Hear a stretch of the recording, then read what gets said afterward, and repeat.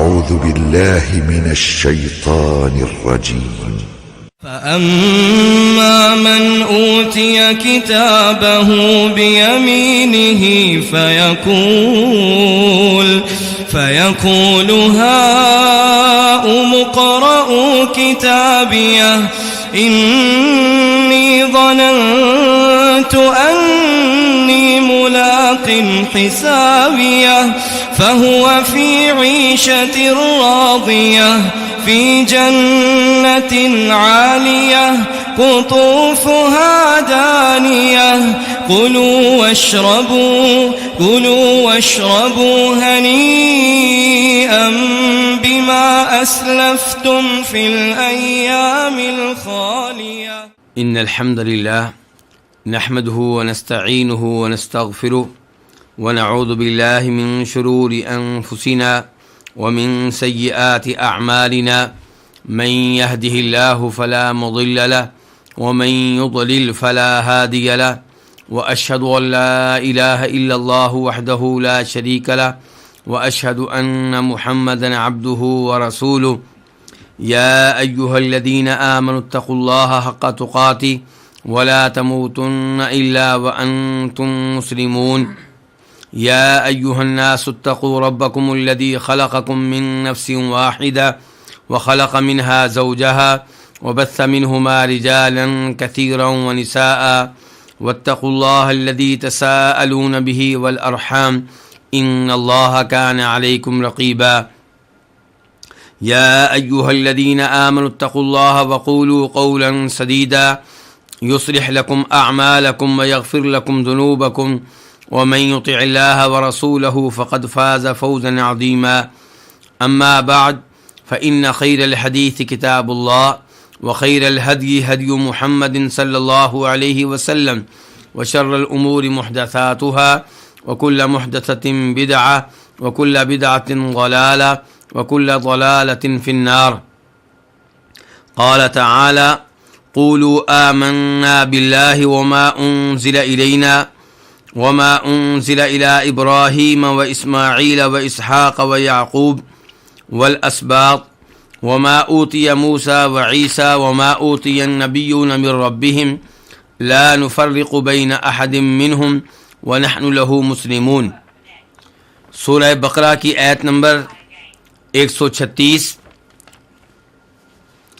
اس آیت سے پہلے اللہ رب العزت یہ بیان کر رہے ہیں کہ یہودیوں اور عیسائیوں نے کہا کہ یہودی بن جاؤ یا عیسائی بن جاؤ تمہیں ہدایت مل جائے گی.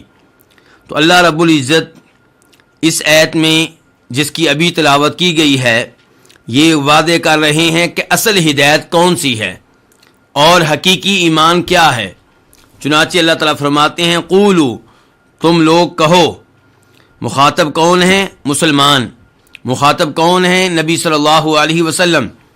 کہ تم لوگ کہو آمنا باللہ کہ ہم اللہ پہ ایمان لائے اور اس چیز پہ جو ہماری طرف نازل کی گئی اور اس چیز پہ ایمان لائے جو نازل کی گئی ابراہیم کی طرف، اسماعیل، اسحاق، یعقوب اور اس کی اولاد کی طرف، اور ہم ایمان لائے اس چیز پہ جو دی گئی موسیٰ کو اور عیسیٰ کو اور جو دی گئی تمام نبیوں کو ان کے رب کی طرف سے.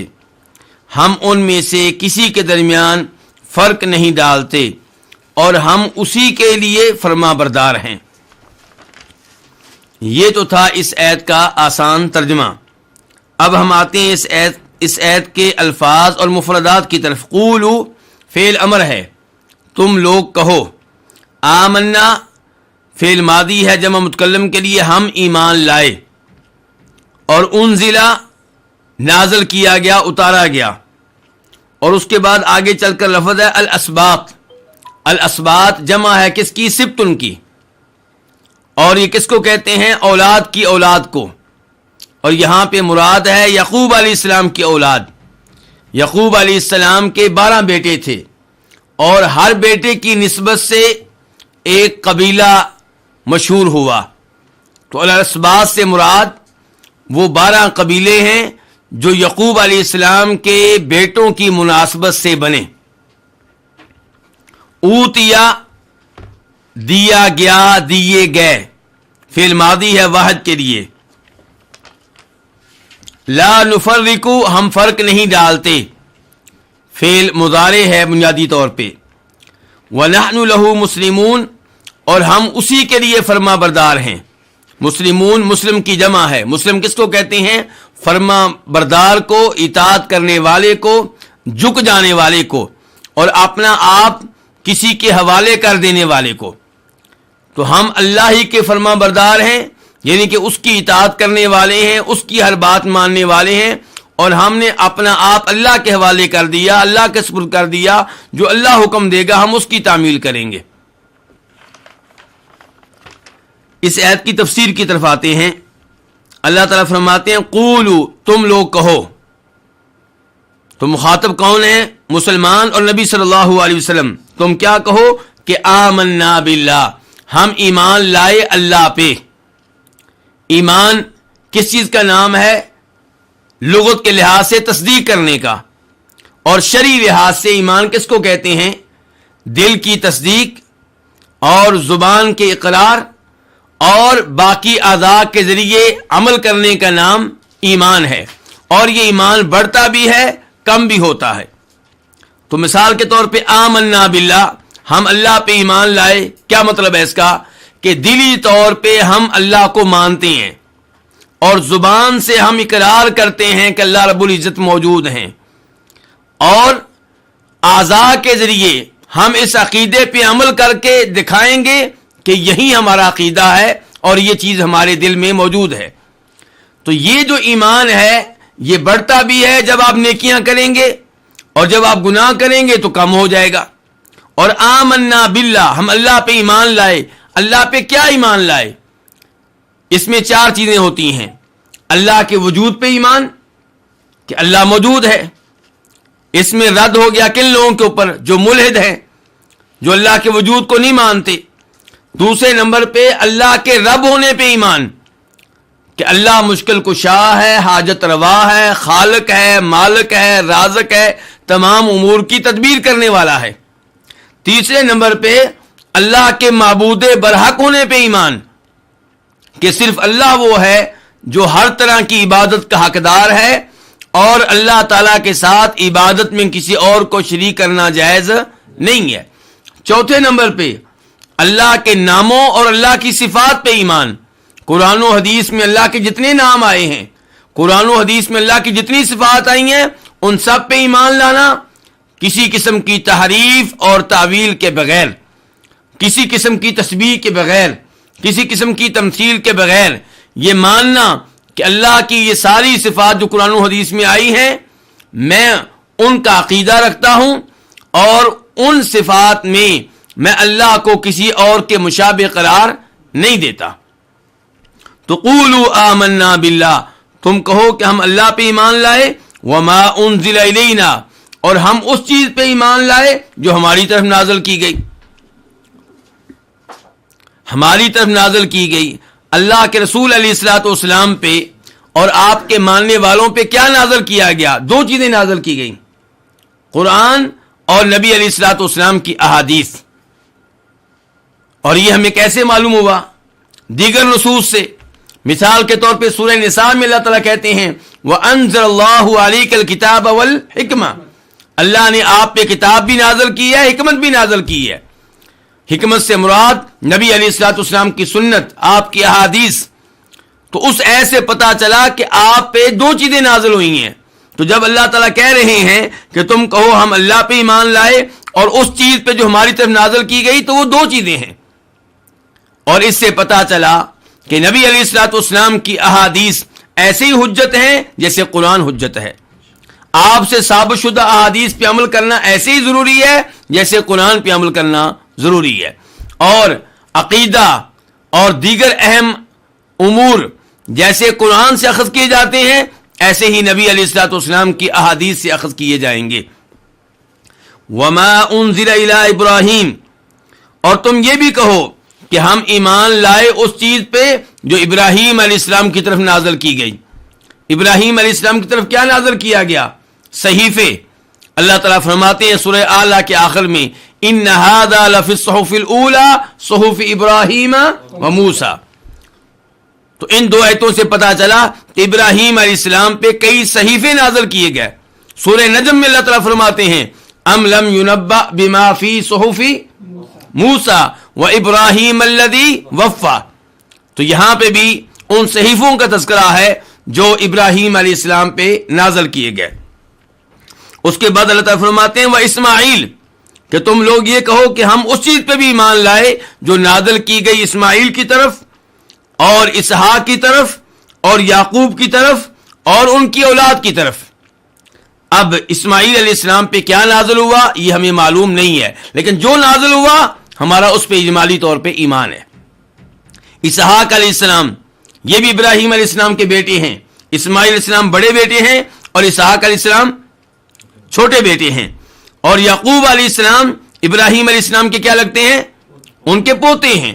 تو جو کچھ نازل ہوا اسماعیل پہ، اسحاق پہ، یعقوب پہ اور ان کی اولاد پہ علیہم السلام، اس سب پہ ہمارا ایمان ہے.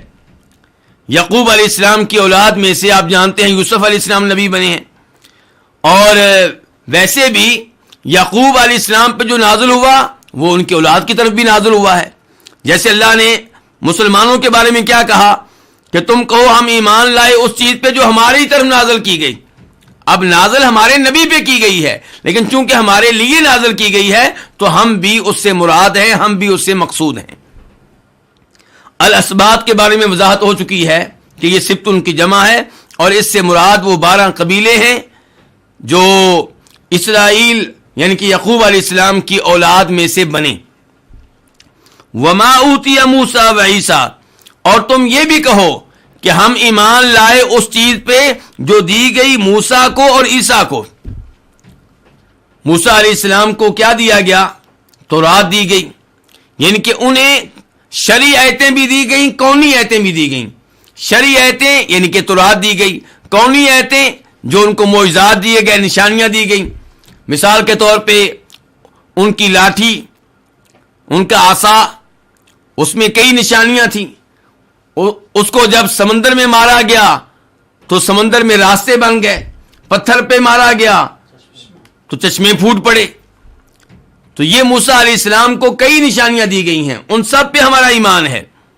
وعیسیٰ، اور تم یہ بھی کہو کہ ہمارا ایمان ہے ان چیزوں پہ جو عیسیٰ علیہ السلام کو دی گئیں. عیسیٰ علیہ السلام کو بھی شرعی آیتیں دی گئیں اور کونی آیتیں بھی دی گئیں. شرعی آیتوں سے مراد انجیل ہے اور کونی آیتیں مثال کے طور پہ اللہ رب العزت نے قرآن حکیم میں ذکر کیا ہے کہ عیسیٰ علیہ السلام اپنی قوم سے کیا کہہ رہے ہیں؟ وَأُبْرِئُ الْأَكْمَحَ وَالْأَبْرَصَ، کہ میں شفا دیتا ہوں کس کو؟ اس کو جو مادرزاد اندھا ہوتا ہے، میں اس کو شفا دیتا ہوں جو برس کی بیماری میں مبتلا ہوتا ہے. وَأُحْيِي الْمَوْتَى بِإِذْنِ اللَّهِ، اور میں اللہ کے حکم سے مردوں کو زندہ کرتا ہوں. تو یہ معجزات تھے، یہ نشانیاں تھیں، تو ہمارا ان سب پہ بھی ایمان ہے.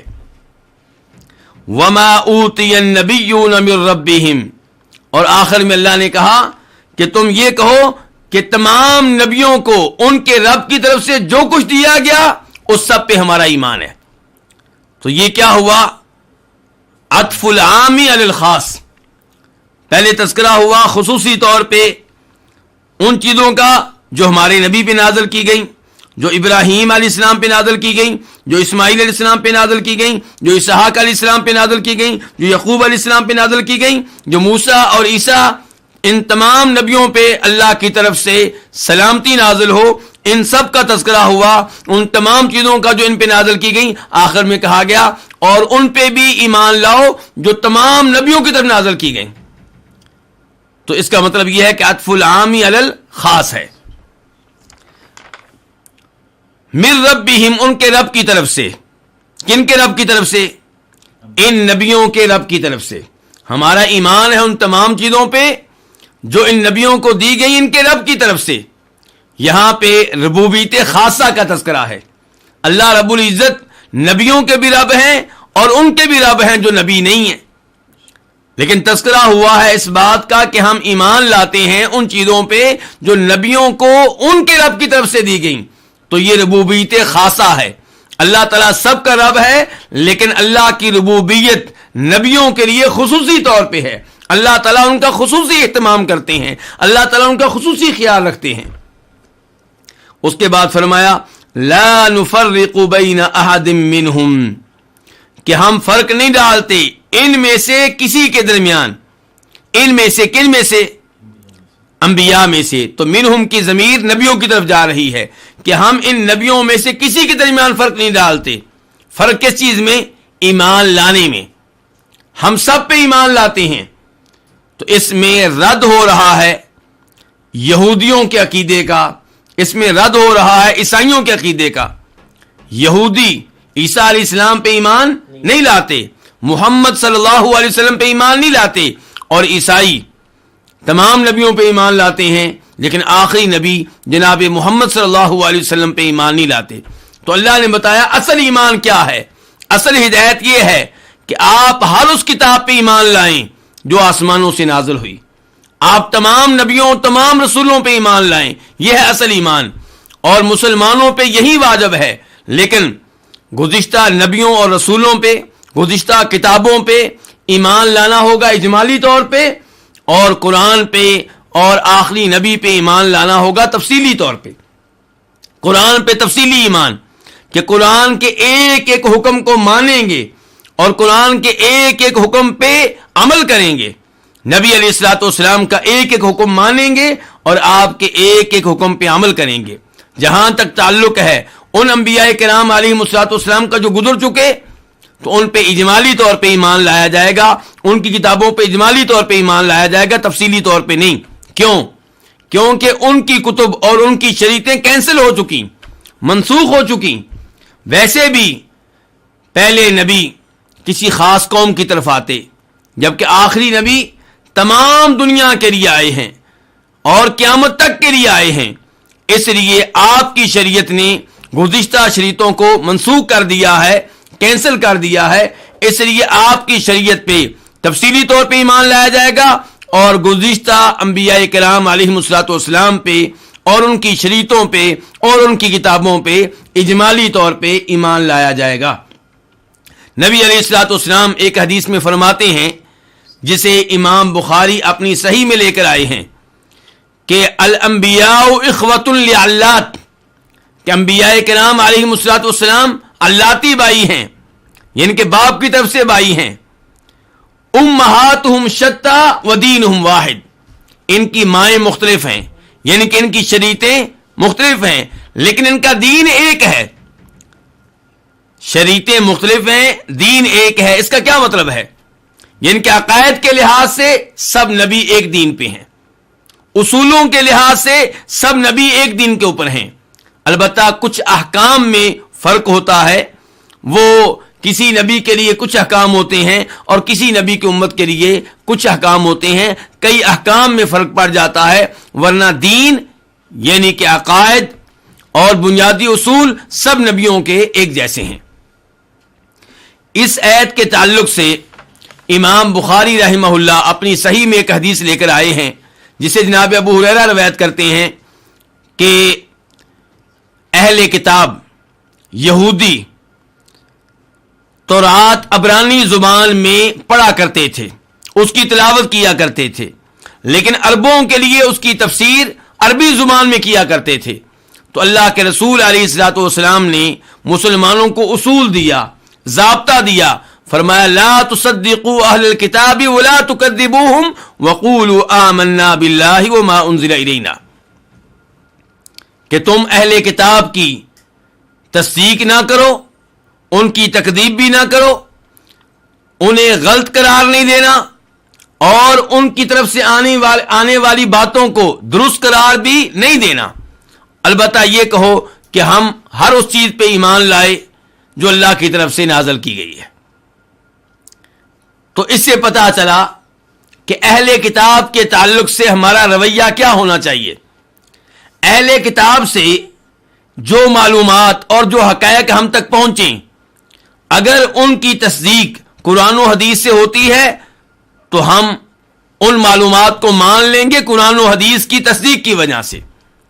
اور وہ معلومات اور حقائق جو اہل کتاب کی طرف سے آئیں, یہودیوں عیسائیوں کی طرف سے آئیں, اور قرآن و حدیث سے ان کی تردید ہو رہی ہو، وہ قرآن و حدیث کے خلاف ہوں، تو ہم انہیں ماننے سے انکار کر دیں گے، ہم ان معلومات کی تکذیب کریں گے، ان معلومات کی تردید کریں گے۔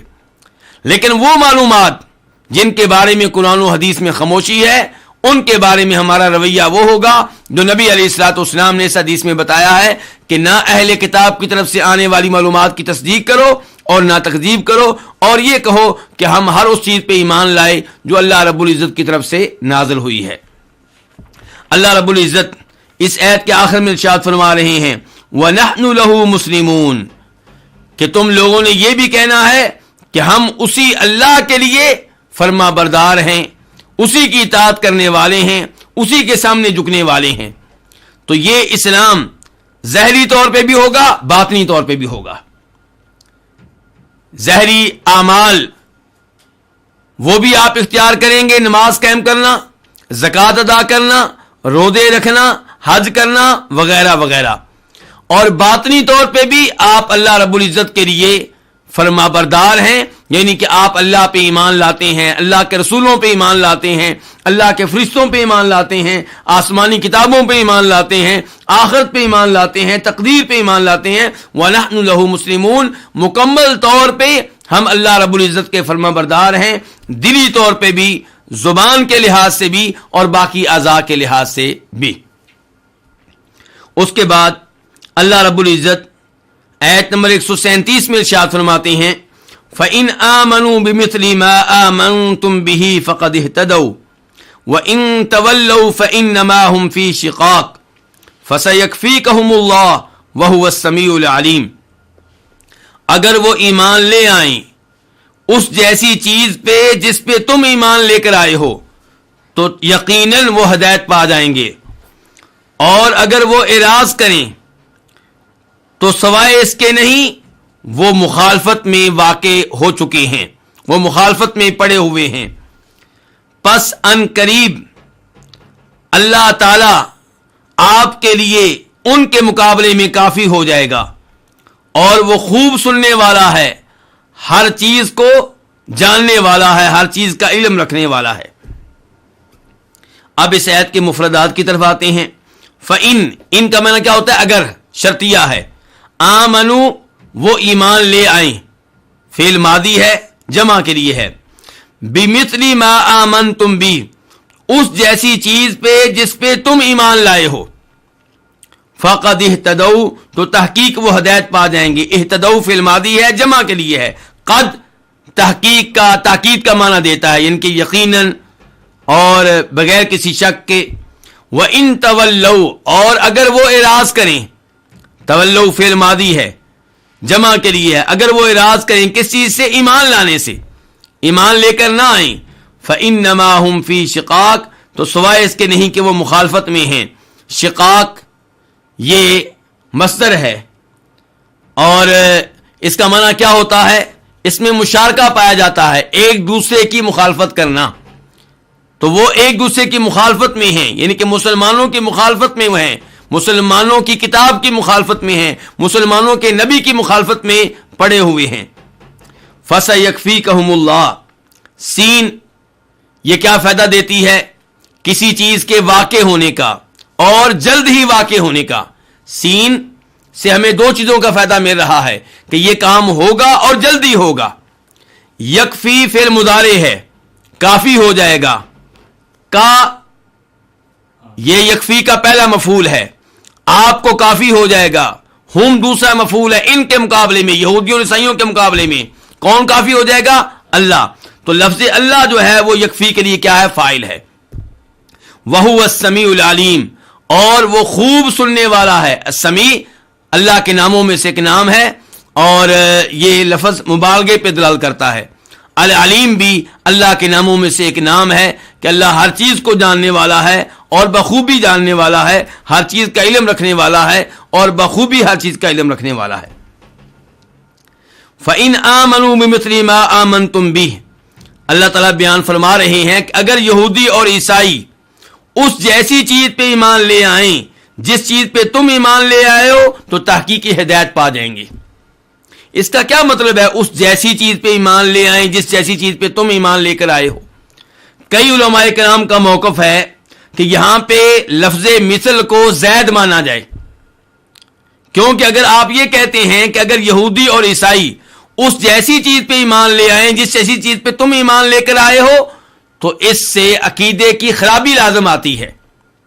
مسلمانوں کا ایمان کس چیز پہ ہے؟ اللہ تعالیٰ پہ۔ تو اللہ کی مثل کیا ہے پھر کہ اگر وہ ایمان لے آئیں اس جیسی چیز پہ جس پہ تم ایمان لے کر آئے ہو؟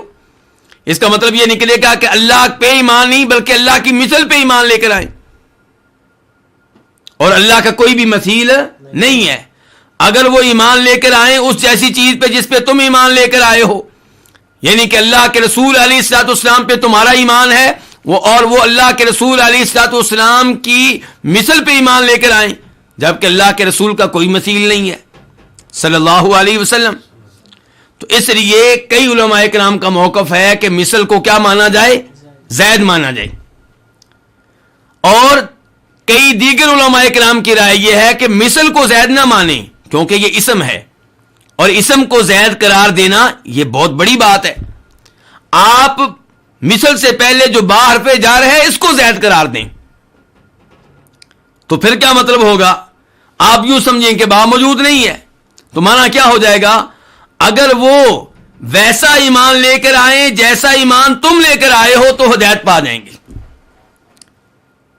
یعنی کہ ایمان ان لوگوں کا ویسا ہونا چاہیے جیسا ایمان کن کا ہے؟ مسلمانوں کا ہے۔ جبکہ صحیح موقف یہ ہے واللہ تعالی عالم کہ لیس فی القرآن حرف زائد، جیسا کہ امام ابن القیم رحمہ اللہ فرماتے ہیں کہ قرآن کریم میں ایک حرف بھی زائد نہیں ہے، قرآن کریم میں کوئی بھی چیز فالتو نہیں ہے، قرآن کریم میں کوئی بھی چیز لغو نہیں ہے۔ تو پھر اس آیت کی تفسیر کیا کریں گے؟ اس آیت کی تفسیر یوں ہوگی کہ اگر وہ ایمان لے آئیں اس جیسی چیز پہ جس پہ تم ایمان لے کر آئے ہو تو ہدایت پا جائیں گے۔ مسلمانوں کا ایمان کس پہ ہے؟ قرآن پہ ہے، اور قرآن کی مثل کیا ہے؟ یہودیوں کے پاس تورات، عیسائیوں کے پاس انجیل۔ تو اگر وہ صحیح معنوں میں تورات و انجیل پہ ایمان لے آئیں تو ہدایت پا جائیں گے، کیونکہ تورات و انجیل میں انہیں نبی علیہ الصلوۃ والسلام کے بارے میں پیشین گوئیاں ملیں گی، آپ کے بارے میں خوشخبریاں ملیں گی۔ تورات و انجیل پہ صحیح معنوں میں ایمان انہیں اس بات پہ مجبور کر دے گا کہ وہ قرآن پہ ایمان لائیں، محمد رسول اللہ پہ ایمان لائیں۔ اللہ تعالیٰ کیا فرماتے ہیں؟ الذین آتیناہم الکتاب یعرفونہ کما یعرفون ابناءہم، جن کو ہم نے کتاب دی یعنی کہ تورات و انجیل، وہ نبی علیہ الصلوۃ والسلام کو ایسے ہی پہچانتے ہیں جیسے اپنے بیٹوں کو پہچانتے ہیں۔ تو اس کا مطلب یہ ہے کہ تورات و انجیل پہ صحیح معنوں میں ایمان یہودیوں اور عیسائیوں کو کہاں تک پہنچا دے گا؟ اللہ کے رسول پہ ایمان لانے کی طرف پہنچا دے گا، قرآن پہ ایمان لانے کی طرف پہنچا دے گا۔ تو اس کا مطلب یہ ہے کہ فَإِنْ آمَنُوا، اگر وہ ایمان لے آئیں اس جیسی چیز پہ جس پہ تم ایمان لے کر آئے ہو، فَقَدْ اهْتَدَوْا، تو یقیناً وہ ہدایت پا جائیں گے۔ ہدایت سے مراد کون سی ہدایت ہے؟ دونوں طرح کی ہدایت، ہدایت ارشاد بھی، ہدایت توفیق بھی، یعنی کہ ان کو صحیح راستہ معلوم بھی ہو جائے گا اور یہ چیز ان کے دلوں میں اتر جائے گی اور وہ ایمان قبول کر لیں گے۔ وَإِن تَوَلَّوْا فَإِنَّمَا هُمْ فِي شِقَاقٍ، اور اگر وہ ایمان لانے سے اعراض کریں تو سوائے اس کے نہیں کہ وہ مخالفت میں پڑے ہوئے ہیں۔ ہم فی شقاق، یہ جملہ اسمیہ ہے جو استمرار پہ اور ثبوت پہ دلالت کرتا ہے، یعنی کہ ان کی مخالفت ایک دن کے لیے نہیں ہے، ایک لمحے کے لیے نہیں ہے، بلکہ ان کی زندگی کا مشن یہ بن چکا ہے کہ مسلمانوں کی مخالفت کرنی ہے، جناب محمد صلی اللہ علیہ وسلم کی مخالفت کرنی ہے، قرآن کی مخالفت کرنی ہے۔ تو اس میں نبی علیہ الصلوۃ والسلام کے لیے تسلی ہے کہ جب ان کا مشن ہی یہی ہے تو پھر آپ کو پریشان ہونے کی ضرورت نہیں ہے، ان کے پاس کوئی حجت نہیں ہے، ان کے پاس کوئی دلیل نہیں ہے، بس ایک ضد ہے، ایک ہٹ درمی ہے، ایک مخالفت ہے جو وہ کر رہے ہیں۔ وَإِن تَوَلَّوْا فَإِنَّمَا هُمْ فِي شِقَاقٍ، انما سے پتا چلا اس کے علاوہ کچھ اور نہیں ہے۔ مخالفت کرنا مقصود ہے، ضد کرنا مقصود ہے، اس کے علاوہ ان کے پاس کوئی حجت کوئی دلیل نہیں ہے۔ فَسَيَكْفِيكَهُمُ اللَّهُ، اس میں ان الفاظ میں نبی علیہ الصلوۃ والسلام کو تسلی دی جا رہی ہے اور اس میں یہودیوں اور عیسائیوں کے لیے دھمکی ہے. اللہ تعالیٰ کہہ رہے ہیں اگر وہ ایمان نہیں لے کر آتے, ایمان سے اعراض کرتے ہیں, تو سوائے اس کے کوئی مسئلہ نہیں ہے کہ وہ ضد کر رہے ہیں, ہٹ دھرمی اختیار کر رہے ہیں, مسلمانوں کی مخالفت کرنا مقصود ہے, تو ان قریب اللہ تعالیٰ آپ کے لیے ان کے مقابلے میں کافی ہو جائے گا. تو نبی علیہ السلام کو تسلی دی جا رہی ہے کہ آپ کو ان کی مخالفت سے ڈرنے کی ضرورت نہیں ہے. آپ کے ساتھ کون ہے؟ اللہ تعالیٰ. اور اللہ تعالیٰ فرماتے ہیں الیس اللہ بکاف عبدا, کہ اللہ تعالیٰ اپنے بندے کے لیے کافی نہیں ہے؟ یقیناً اللہ رب العزت اپنے بندے کے لیے کافی ہے. تو اللہ تعالیٰ آپ کے لیے ان کے مقابلے میں کافی ہو جائے گا, اور یقیناً اللہ رب العزت نے اپنے اس وعدے کو پورا کیا, نبی علیہ الصلوۃ والسلام کی زندگی میں پورا کیا. ان یہودیوں کو مدینہ سے جلا وطن کیا گیا, مدینہ سے نکال دیا گیا, اور خیبر میں بھی ان سے لڑائی ہوئی, اور اللہ رب العزت نے اپنے نبی کو ان پہ فتح دی, ان پہ غلبہ دیا. تو اللہ رب العزت کا یہ وعدہ نبی علیہ الصلوۃ والسلام کی زندگی میں پورا ہوا. وَهُوَ السَّمِيعُ الْعَلِيمُ, اور اللہ تعالیٰ خوب سننے والا ہے اور ہر قسم کا علم رکھنے والا ہے. یہ اللہ رب العزت کے ناموں میں سے دو نام ہیں, اور ان سے اللہ رب العزت کی دو صفات کا علم ہوتا ہے. نمبر ایک اللہ تعالیٰ کا سننا, نمبر ایک اللہ تعالیٰ کا علم رکھنا. اس کے بعد اللہ تعالیٰ فرماتے ہیں آیت نمبر 138 میں صبغۃ اللہ ومن احسن من اللہ صبغہ وَنَحْنُ لَهُ عَابِدُونَ. اللہ تعالیٰ کا رنگ, اللہ تعالیٰ کا رنگ کیا مطلب؟ اللہ کا رنگ اختیار کر لو, اللہ کے رنگ کو اپنا لو, اور اللہ رب العزت سے کون اچھا ہے رنگ کے لحاظ سے, اور ہم اسی کی عبادت کرنے والے ہیں. صبغۃ اللہ, آپ دیکھ رہے ہیں کہ صبغہ لفظ منصوب ہے, اس کے اوپر زبر آئی ہے. اب سوال پیدا ہوگا کہ اس کو زبر کس نے دی ہے, اس کو نصب کس نے دیا ہے, اس کو فتح کس نے دیا ہے؟ تو یہیں سے معلوم ہو رہا ہے کہ اس سے پہلے کوئی فعل مقدر ہے. تو وہ کیا ہے؟ مثال کے طور پہ تم اللہ کے رنگ کو اختیار کر لو, یا آپ کہیں اس سے پہلے جو فعل مقدر ہے وہ ہے صبغنا, ہمیں اللہ کے رنگ میں رنگ دیا گیا ہے, یا آپ کہیں الزموا صبغۃ اللہ, اللہ کے رنگ کو لازم پکڑ لو, اللہ کے رنگ کو اختیار کر لو. اور ومن احسن, احسن کیا ہے؟ افعال التفضیل, یعنی کہ اللہ سے بہتر کون ہے. صبغۃً اس کی کیا ہے؟ تمییز, اللہ سے بہتر کون ہے کس معاملے میں؟ رنگ کے اعتبار سے. وَنَحْنُ لَهُ عَابِدُونَ, عابدون جمع ہے کس کی؟ عابد کی. عابد کس کو کہتے ہیں؟ عبادت کرنے والا, اور عابدون عبادت کرنے والے. اب اس آیت کی تفسیر کی طرف آتے ہیں کہ اللہ کے رنگ کو اپنا لو. تو اللہ کا رنگ کیا ہے؟ اللہ کے رنگ سے مراد اللہ کا دین جس پہ اللہ نے لوگوں کو پیدا کیا ہے, وہ توحید جس پہ اللہ تعالیٰ نے لوگوں کو پیدا کیا ہے, وہ توحید جو اللہ نے لوگوں کی فطرت میں رکھی ہے. فرمایا اللہ کے رنگ کو اپنا لو, یعنی اللہ کے دین کو اپنا لو. تو دین کو رنگ کیوں کہا گیا ہے؟ کیونکہ دین اپنا رنگ دکھاتا ہے. جب کوئی کسی دین کو اپناتا ہے تو اس کی تعلیمات کو اپناتا ہے, اور اس کے اثرات اس کے جسم پہ, اس کی زندگی پہ نظر آتے ہیں. آپ مسلمان کو دیکھ لیں, جس نے دین اسلام کو اختیار کیا ہے, اس کے چہرے پہ داڑھی ہوگی, اس کی شلوار, اس کی چادر ٹخنوں سے اوپر ہوگی, اور وہ 5 وقت کی نمازوں کا اہتمام کرنے والا ہوگا, وہ اللہ رب العزت سے ڈرنے والا ہوگا, وہ حرام و حلال کے میں امتیاز کرنے والا ہوگا. جب دیگر لوگ کاروبار کرتے ہوئے یہ سوچیں گے کہ نفع کہاں سے آتا ہے, یہ سوچے گا کہ کیا یہ کام میرے لیے جائز ہے یا ناجائز ہے. تو دین اسلام کا اور ہر دین کا ایک اثر ہوتا ہے, ایک نشان ہوتا ہے, اس کی ایک علامت ہوتی ہے. اس لیے کہا گیا صبغۃ اللہ, اللہ کے رنگ کو اختیار کر لو, یعنی کہ اللہ کے دین کو اختیار کر لو. اور مراد کون سا دین ہے؟ دین اسلام. ومن احسن من اللہ صبغہ, اور اللہ سے بہتر کون ہوگا رنگ کے اعتبار سے؟ من استفہام کے لیے ہے لیکن نفی کے معنی میں ہے، یعنی کہ اللہ سے بہتر کون ہے رنگ کے اعتبار سے؟ مراد کیا ہے کہ اللہ سے بہتر کوئی نہیں ہے رنگ کے اعتبار سے، دین کے اعتبار سے سب سے اچھا دین وہی ہے جو اللہ کا دین ہے۔ تو مراد نفی ہے، تو پھر استفہام والا انداز، سوال والا انداز کیوں اختیار کیا گیا؟ کیونکہ اس میں مبالغہ ہے اور اس میں چیلنج ہے کہ اللہ سے بہتر اگر دین کے لحاظ سے کوئی ہے تو بتاؤ۔ جواب کیا ہوگا؟ کوئی نہیں ہے۔ اگر یہ کہا جاتا کہ اللہ سے بہتر رنگ کے اعتبار سے کوئی نہیں ہے تو اس میں چیلنج نہیں ہے، لیکن جب یہ کہا گیا اللہ سے بہتر کون ہے رنگ کے اعتبار سے، دین کے اعتبار سے، تو اس میں چیلنج دیا جا رہا ہے اگر کوئی ہے تو اس کا نام لو۔ جواب کیا ہے کہ ایسا کوئی بھی نہیں ہے۔ وَنَحْنُ لَهُ عَابِدُونَ، اور ہم اسی کی عبادت کرنے والے ہیں۔ آپ دیکھ رہے ہیں کہ عابدون جو نحنو کی خبر ہے اس سے پہلے کیا لایا گیا ہے؟ لہو۔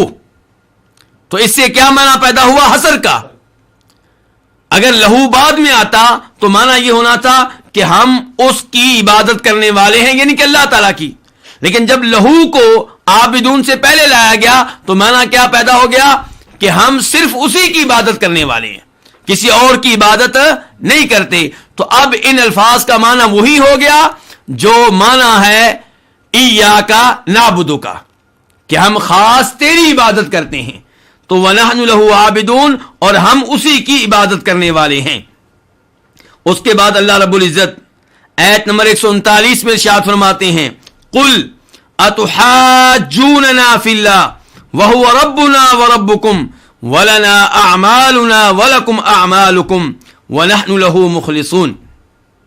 آپ کہہ دیں کیا تم ہم سے جھگڑا کرتے ہو اللہ تعالیٰ کے بارے میں، جبکہ وہ ہمارا بھی رب ہے اور تمہارا بھی رب ہے، اور جبکہ ہمارے لیے ہمارے اعمال اور تمہارے لیے تمہارے اعمال، اور جبکہ ہم اسی کے لیے اخلاص کرنے والے ہیں، ہم اسی کے لیے مخلص ہیں۔ قل، آپ کہہ دیں، فعل امر ہے واحد کے لیے، یہ حمزہ استفہام کے لیے ہے، سوال کرنے کے لیے۔ کیا تحاجون، یہ فعل مضارع ہے جمع کے لیے، تم جھگڑا کرتے ہو، بحث و مباحثہ کرتے ہو نہ ہم سے، فی اللہ، اللہ کے بارے میں، وہوا، یہ واو حالیہ ہے، جبکہ وہ ربنا، ہمارا رب ہے۔ رب کس کو کہتے ہیں؟ جو خالق ہو، مالک ہو، رازق ہو، مدبر الامور ہو۔ تو وہ ہمارا بھی رب ہے اور تمہارا بھی رب ہے، ہمارا بھی رب ہے تمہارا بھی رب ہے۔ مخاطب کون ہے؟ یہودی اور عیسائی۔ تو مسلمان یہ الفاظ یہودیوں اور عیسائیوں سے کہہ رہے ہیں، نبی علیہ الصلوۃ والسلام یہ الفاظ یہودیوں اور عیسائیوں سے کہہ رہے ہیں۔ وَلَنَا أَعْمَالُنَا، اور ہمارے لیے ہیں ہمارے اعمال، اعمال عمل کی جمع ہے، اور تمہارے لیے ہیں تمہارے اعمال۔ وَنَحْنُ لَهُ مُخْلِصُونَ، اور ہم صرف اسی کے لیے اخلاص کرنے والے ہیں۔ کس کے لیے؟ اللہ رب العزت کے لیے۔ اس آیت میں نبی علیہ الصلوۃ والسلام سے کہا گیا ہے کہ آپ یہودیوں اور عیسائیوں سے کہیں کہ کیا تم ہم سے اللہ کے بارے میں بحث و مباحثہ کرتے ہو، جھگڑا کرتے ہو، جبکہ اللہ ہمارا بھی رب ہے تمہارا بھی رب ہے۔ یہودیوں اور عیسائیوں کا یہ موقف تھا کہ آخری نبی بنی اسماعیل میں سے نہیں آ سکتے، اسماعیل علیہ السلام کی اولاد میں سے نہیں آ سکتے، آخری نبی کو بھی اسحاق علیہ السلام کی اولاد میں سے آنا چاہیے، یعقوب علیہ السلام کی اولاد میں سے آنا چاہیے۔ کیوں؟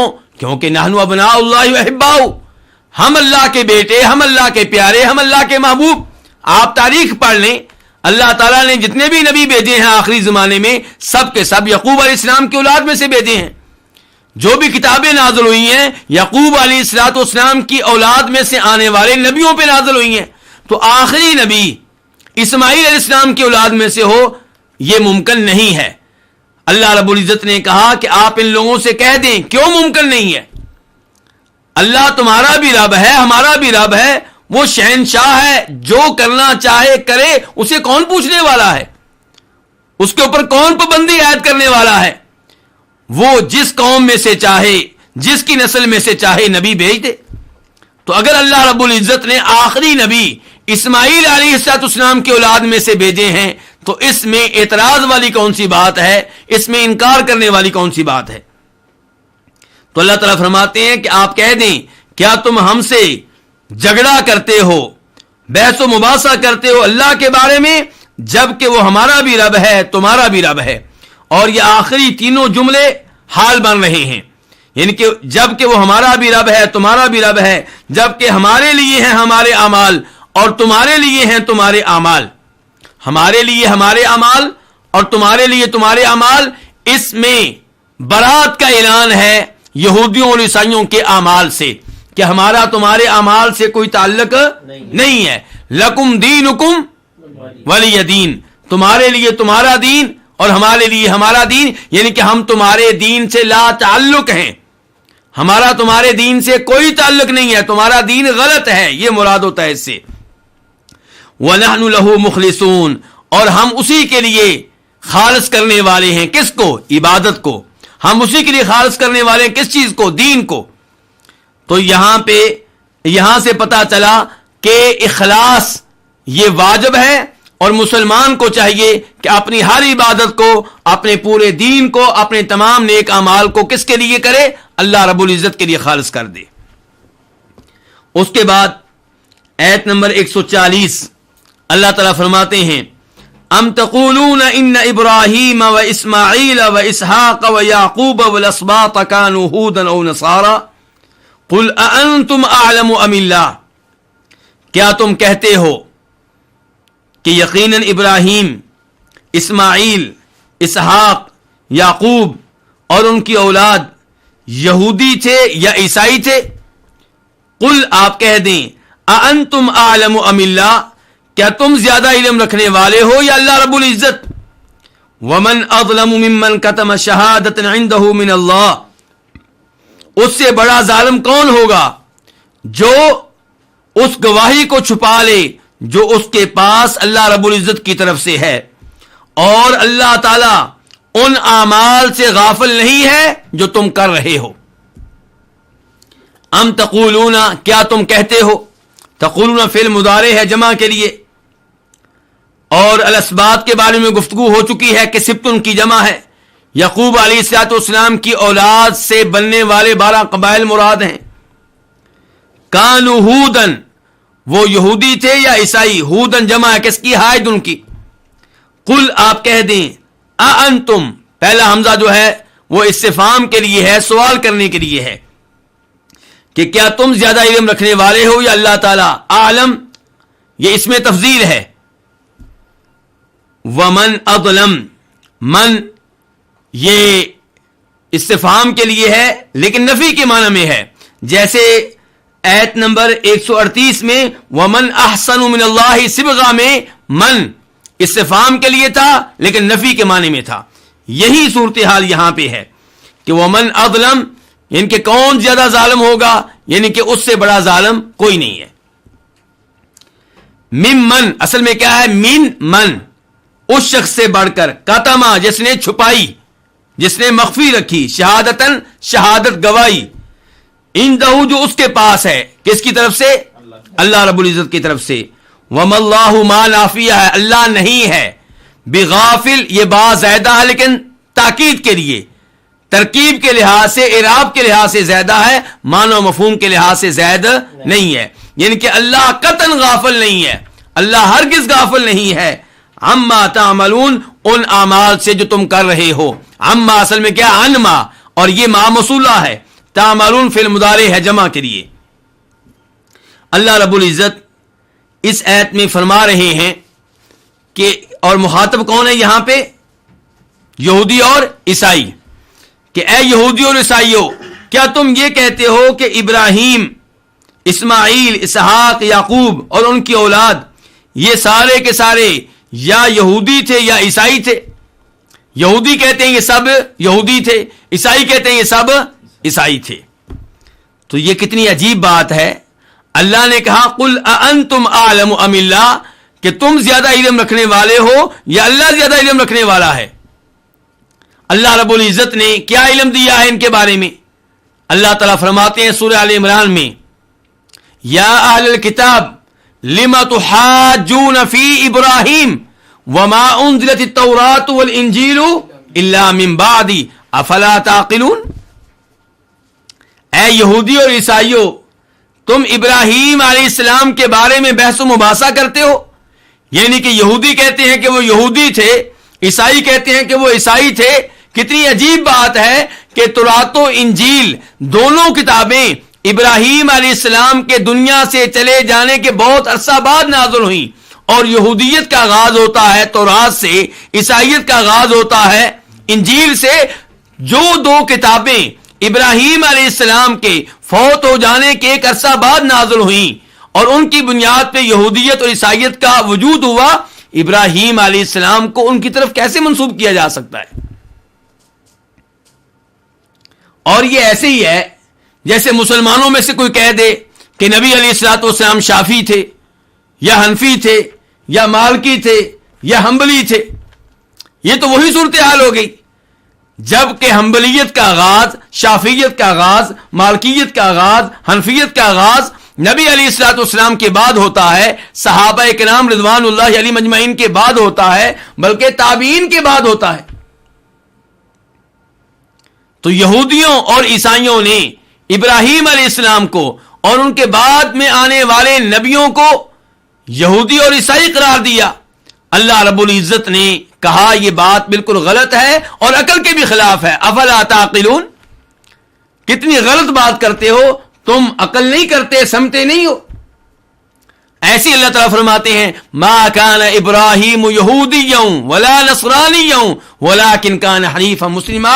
یہ ہے اللہ تعالیٰ کی طرف سے علم، یہ ہے اللہ تعالیٰ کی طرف سے دی گئی معلومات کہ ابراہیم یہودی نہیں تھے، عیسائی نہیں تھے، کیا تھے؟ حنیف تھے، یعنی کہ اللہ رب العزت کی توحید پہ تھے، کفر و شرک سے بیزار اور لا تعلق تھے، مسلمان تھے، اللہ کے فرما بردار تھے، اللہ کے سامنے جھک جانے والے تھے، اللہ کے دین کو اپنانے والے تھے، توحید کو اپنانے والے تھے۔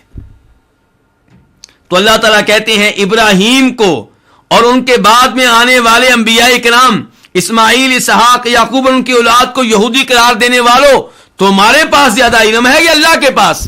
ان کو عیسائی قرار دینے والوں، تمہارے پاس زیادہ علم ہے یا اللہ کے پاس؟ تو یقیناً اللہ کا علم سچا اور حقیقت پہ مبنی ہے، اور یہودیوں اور عیسائیوں کا علم غلط اور درست نہیں ہے بلکہ باطل پہ مبنی ہے۔ اور یہی الفاظ ان لوگوں سے کہے جا سکتے ہیں جو قرآن و حدیث میں وارد ہونے والے اللہ کے ناموں اور اللہ کی صفات کا انکار کرتے ہیں، ان کی تعویل کرتے ہیں، ان کے معنی کو ماننے سے انکار کر دیتے ہیں اور کہتے ہیں کہ یہ صفت اللہ کے لحاظ سے مناسب نہیں ہے، یہ صفت اللہ کے لحاظ سے مناسب نہیں ہے، البتہ یہ صفت اللہ کے لحاظ سے مناسب ہے۔ ان سے کہا جا سکتا ہے اَأَنْتُمْ أَعْلَمُ أَمِ اللَّهِ، تم زیادہ علم رکھنے والے ہو اللہ تعالیٰ کے بارے میں یا خود اللہ تعالیٰ اپنے بارے میں زیادہ علم رکھنے والے ہیں؟ جب اللہ تعالیٰ اپنی کسی صفت کا تذکرہ کرتے ہیں، اللہ تعالیٰ اپنے ہاتھ کا تذکرہ کرتے ہیں قرآن میں، اللہ رب العزت اپنی آنکھوں کا تذکرہ کرتے ہیں، تم کون ہوتے ہو یہ کہنے والے کہ اللہ رب العزت کے لیے ہاتھ کا اثبات یہ اللہ کی توہین ہے، اللہ کی شان کے خلاف ہے؟ اللہ رب العزت کے لیے آنکھوں کا اثبات یہ اللہ رب العزت کی توہین ہے، اللہ کی شان کے خلاف ہے، اس سے مشابہت لازم آئے گی۔ تم زیادہ علم رکھنے والے ہو یا اللہ تعالیٰ زیادہ علم رکھنے والے ہیں؟ کیا اللہ نے کہا ہے کہ میرے ہاتھ مخلوق کی طرح ہیں؟ کیا اللہ نے کہا ہے کہ میری آنکھیں مخلوق کی طرح ہیں؟ اللہ نے اپنی آنکھوں کا تذکرہ کیا، اللہ نے اپنے ہاتھوں کا تذکرہ کیا۔ اللہ کے ہاتھ ویسے ہیں جیسے اللہ کے شیان شان ہیں، اللہ کی آنکھیں ویسی ہیں جیسے اللہ کے شیان شان ہیں۔ اس کے بعد اللہ تعالیٰ فرماتے ہیں وَمَنْ أَظْلَمُ مِمَّنْ كَتَمَ شَهَادَةً عِنْدَهُ مِنَ اللَّهِ، اس سے بڑھ کر ظالم کون ہوگا جو اس شہادت کو چھپائے، اس گواہی کو چھپائے جو اس کے پاس ہے اللہ رب العزت کی طرف سے۔ اس سے کیا مراد ہے؟ گواہی کا لفظ عام ہے، لیکن اس کی مثال کیا ہو سکتی ہے؟ اس کی ایک مثال یہ ہے کہ تورات و انجیل میں ابراہیم علیہ السلام کا تذکرہ ہے، اور وہاں سے پتا چلتا ہے کہ ابراہیم علیہ السلام دین حنیف پہ تھے، توحید کے اوپر تھے، کفر و شرک سے بیزار اور لا تعلق تھے۔ اس کے باوجود ابراہیم علیہ السلام کو یہودی اور عیسائی قرار دینا یہ اس شہادت کو چھپا لینا ہے جو ابراہیم علیہ السلام کے حق میں تورات و انجیل میں موجود ہے. اس کی دوسری مثال یہ ہو سکتی ہے کہ ہمارے نبی علیہ الصلوۃ والسلام کے اوصاف، آپ کے بارے میں پیشین گوئیاں، آپ کے بارے میں خوشخبریاں تورات و انجیل میں موجود ہیں، لیکن یہودیوں اور عیسائیوں نے یہ چیزیں پبلک سے چھپائی ہوئی ہیں. تو یہ اللہ رب العزت کی شہادت کو چھپانا ہے جو ان کے پاس موجود ہے. تو اللہ نے کہا ومن اظلم، اس سے بڑا ظالم کون ہوگا، یعنی کہ اس سے بڑا ظالم کوئی نہیں ہے. اس سے بڑا ظالم کون ہوگا جو اس شہادت کو چھپا لے جو اس کے پاس اللہ رب العزت کی طرف سے موجود ہے. وَمَا اللَّهُ بِغَافِلٍ عَمَّا تَعْمَلُونَ، اور اللہ تعالیٰ ان اعمال سے غافل نہیں ہے جو تم کر رہے ہو. اس میں پہلے نمبر پہ دھمکی ہے، تہدید ہے، کن کو؟ یہودیوں اور عیسائیوں کو اور دیگر مجرم قسم کے لوگوں کو، کہ تم جو حرکتیں کر رہے ہو، اسلام کے خلاف سازشیں کر رہے ہو اور حق کو چھپا رہے ہو، اللہ تعالیٰ تمہاری حرکتوں سے غافل نہیں ہے. تو یہ دھمکی ہے یہودیوں اور عیسائیوں کے لیے، وارننگ ہے ان کے لیے کہ ٹھیک ہو جاؤ، اللہ تعالیٰ تمہارے اعمال کو دیکھ رہا ہے، تمہارے اعمال اللہ کے علم میں ہیں. دوسرے نمبر پہ اس ایت سے یہ پتا چلا کہ اللہ رب العزت کی ایسی صفات بھی ہیں جو نفی والی ہیں. یہ کہ جیسے ہم یہ کہتے ہیں کہ اللہ تعالیٰ سننے والا ہے، اللہ تعالیٰ دیکھنے والا ہے، اس بات کرتے ہیں، ایسے ہی کچھ امور میں اللہ تعالیٰ سے نفی کی جائے گی، جیسے کہ یہاں پہ نفی کی جائے گی اللہ سے غفلت کی کہ اللہ تعالیٰ غافل نہیں ہے. وہاں پہ ہم اس بات کرتے ہیں اللہ سننے والا ہے، اللہ دیکھنے والا ہے، یہاں پہ نفی کر رہے ہیں کہ اللہ غافل نہیں ہے. لیکن اللہ کی وہ صفات جو نفی کے طور پہ وارد ہوئی ہیں، ان میں در حقیقت ان صفات کی ضد کا اس بات ہوتا ہے. جب ہم کہتے ہیں اللہ غافل نہیں ہے، اس کا مطلب یہ ہے کہ اللہ کامل علم والا ہے. اگر ہم اللہ کو غافل مان لیں، اس کا مطلب یہ ہے کہ اللہ کا علم کامل اور مکمل نہیں ہے. لیکن جب ہم کہتے ہیں کہ اللہ قطعاً غافل نہیں ہے، اللہ ہرگز غافل نہیں ہے، اس کا مطلب یہ ہے کہ کوئی ایسی چیز نہیں ہے جو اللہ سے چھپی ہوئی ہو، اللہ کا علم کامل و مکمل ہے. وَمَا اللَّهُ بِغَافِلٍ عَمَّا تَعْمَلُونَ، تو اللہ تعالیٰ غافل نہیں ہے ان اعمال سے جو تم کر رہے ہو. اس کے بعد اللہ تعالیٰ فرماتے ہیں آیت نمبر 141 میں تِلْكَ أُمَّةٌ قَدْ خَلَتْ لَهَا مَا كَسَبَتْ وَلَكُمْ مَا كَسَبْتُمْ وَلَا تُسْأَلُونَ عَمَّا كَانُوا يَعْمَلُونَ. اس جیسی آیت نمبر 134 کی شکل میں گزر چکی ہے. اللہ رب العزت ایک دفعہ پھر ان انبیاء کرام علیہم الصلوۃ والسلام کے بارے میں کہہ رہے ہیں جن کا تذکرہ ہوا ہے. ابراہیم علیہ السلام، اسماعیل علیہ السلام، اسحاق علیہ السلام، یعقوب علیہ السلام، ان کے اولاد. فرمایا تلک امۃ، یہ ایک گروہ ہے، یہ ایک امت ہے، قد خلت، تحقیق گزر گئی، جو گزر چکی. لہا ما کسبت، اس امت کے لیے ہے جو عمل انہوں نے کمایا، اور تمہارے لیے ہے جو عمل تم نے کمایا. وَلَا تُسْأَلُونَ عَمَّا كَانُوا يَعْمَلُونَ، اور تم سے سوال نہیں ہوگا ان اعمال کے بارے میں جو وہ کرتے رہے. تو اللہ رب العزت نے پہلے تو یہ بیان کیا کہ یہ امت گزر چکی، یہ عظیم انبیاء کرام علیہم الصلوۃ والسلام گزر چکے. تم اپنے آپ کو ان کی طرف منسوب کرتے ہو، اس نسبت کا تمہیں کوئی فائدہ نہیں ہوگا اگر تم توحید نہیں اپناتے، اگر تم آخری نبی پہ ایمان نہیں لاتے، اگر تم قرآن پہ ایمان نہیں لاتے. تو تمہارا یہ کہنا کہ ہم ان کی نسل میں سے ہیں، ہم ان کی اولاد میں سے ہیں، ان الفاظ کا تمہیں کوئی فائدہ نہیں ہوگا. لہا ما کسبت، ان کے اعمال کا فائدہ انہی کو ہوگا، ان کے لیے ہے جو انہوں نے کمایا، جو انہوں نے دین کے لیے قربانیاں دیں، جو انہوں نے دین کے لیے محنتیں کی، ان محنتوں کا فائدہ انہیں ہوگا، تمہیں نہیں ہوگا اگر تم آخری نبی پہ ایمان لے کر نہیں آتے. وَلَكُمْ مَا كَسَبْتُمْ، اور تمہارے لیے ہیں وہ اعمال جو تم نے کیے. تمہیں فائدہ صرف ان اچھے اعمال کا ہوگا جو تم نے کیے ہیں. اس لیے تم ایمان لے آؤ اور محمد رسول اللہ صلی اللہ علیہ وسلم کو نبی مان لو، تاکہ تمہارے یہ نیک اعمال تمہارے کام آئیں. وَلَا تُسْأَلُونَ عَمَّا كَانُوا يَعْمَلُونَ، اور تم سے سوال نہیں ہوگا ان اعمال کے بارے میں جو وہ کرتے رہے. یہ الفاظ اللہ رب العزت کے عدل و انصاف پہ دلالت کرتے ہیں کہ پہلوں نے جو کچھ کیا بعد والوں سے اس کے بارے میں سوال نہیں ہوگا. اور ان الفاظ سے یہ بھی پتا چلا کہ انسان جو عمل کرتا ہے اس میں انسان کو اختیار دیا گیا ہے، انسان کو قدرت دی گئی ہے، اس کو ارادہ دیا گیا ہے. اسی لیے یہاں عمل کو عمل کرنے والے کی طرف منسوب کیا گیا ہے. اللہ تعالیٰ کہتے ہیں اور تم سے سوال نہیں ہوگا ان اعمال کے بارے میں جو وہ کرتے رہے. وہ کرتے رہے اس کا مطلب یہ ہے کہ یہ اعمال انہوں نے کیے ہیں، ان کو اختیار دیا گیا تھا، ان کو قدرت دی گئی تھی، ان کو ارادہ دیا گیا تھا. اس جملے میں رد ہے جبریہ پہ جو کہتے ہیں کہ انسان مجبور محض ہے، انسان خیر کا کام کرے یا شر کا کام کرے اس کے اختیار میں نہیں ہے. سب کچھ اللہ رب العزت کرنے والا ہے. اللہ نے انسان کو کوئی قدرت نہیں دی. جبکہ صحیح عقیدہ کیا ہے کہ اللہ رب العزت انسانوں کے بھی خالق اور انسانوں کے اعمال کے بھی خالق. لیکن انسان جو عمل کرتا ہے وہ انسان کے اختیار میں ہے، انسان کے ارادے میں ہے، انسان کو قدرت دی گئی ہے. تو انسان جو کام کرے گا اس کی نسبت اس کی طرف ہوگی کیونکہ اس میں اس کو اختیار ہے.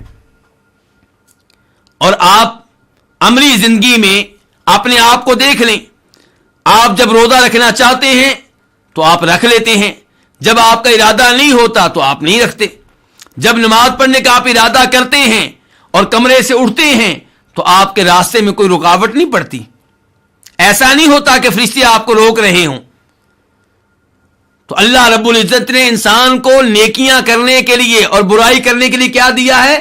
ارادہ دیا ہے، اختیار دیا ہے. اسی لیے اللہ تعالیٰ فرماتے ہیں اِنَّا هَدَيْنَاهُ السَّبِيلَ اِمَّا شَاكِرًا وَإِمَّا كَفُورًا. ہم نے انسان کو راستہ بتا دیا، اب اس کی مرضی ہے کہ اللہ کا شکر گزار بندہ بنے یا نہ شکرا بنے. اور اللہ رب العزت نے انبیاء کرام علیہم السلام کیوں بھیجے؟ آسمانی کتابیں کیوں نازل کی؟ اسی لیے کہ انسان کو ارادہ دیا گیا، اختیار دیا گیا ہے. اگر انسان کا عمل کرنے میں کوئی ارادہ نہیں ہے، اختیار نہیں ہے، تو اللہ نے نبی کیوں بھیجے ہیں؟ آسمانی کتابیں کیوں نازل کی ہیں؟ اللہ روز قیامت حساب کتاب کیوں لے گا؟ تو درست عقیدہ پھر کیا ہوا؟ جو اعتدال پہ مبنی ہے کہ انسان کے اعمال کا خالق کون ہے؟ اللہ. معتزلہ غلط ہیں، قدریہ غلط ہیں جو کہتے ہیں کہ انسان اپنے اعمال کا خود خالق ہے. اس کا مطلب یہ ہے کہ خالق کئی ایک ہو گیا دنیا میں، جبکہ صحیح بات یہ ہے کہ صرف اللہ خالق ہے. البتہ انسان جو عمل کرتا ہے اس میں اس کو ارادہ دیا گیا ہے، اختیار دیا گیا ہے، اس لیے اس کے اعمال کی نسبت اسی کی طرف ہوگی. اللہ رب العزت سے دعا ہے اللہ تعالی ہمیں صحیح عقائد اپنانے کی توفیق عنایت فرمائے اور قرآن کریم کی تفسیر جاننے کی توفیق دے اور اس پہ عمل کرنے کی توفیق دے. وآخر دعوانا ان الحمد للہ رب العالمین.